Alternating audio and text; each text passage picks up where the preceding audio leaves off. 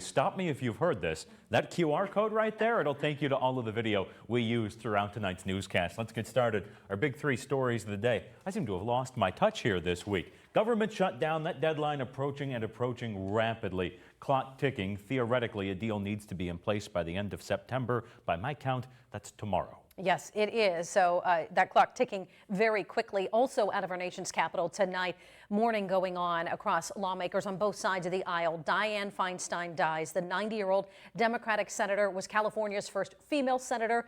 During her decades on Capitol Hill, she made important inroads on issues ranging from gun control to the CIA's interrogation tactics. And it is World Heart Day, something we care very much about here. We'll have some details and some advice on how to keep your heart healthy. So as we move to the main desk, we're going to chat a little bit more about some of these top stories tonight.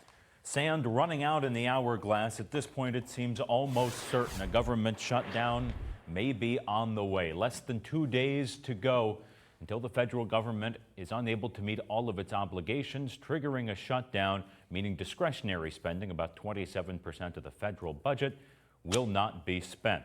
The Senate, as we know, has reached a deal, but the House still seems a ways apart.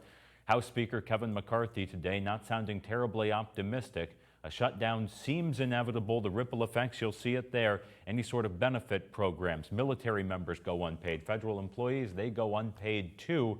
Until this shutdown ends, the longer it goes, the worse it gets. As you said, ripple effects across so many industries. All right, September 29th is World Heart Day. Today, raising awareness for cardiovascular disease, the world's #1 killer.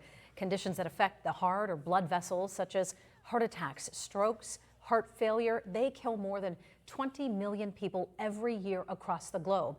The day is put on by the World Heart Federation out of Switzerland, but locally, you're looking at video from the American Heart Association's Erie Heart Walk that was just earlier this month at Liberty Park. Hundreds of teams and walkers raising money for heart and stroke awareness, money that will stay right in our area.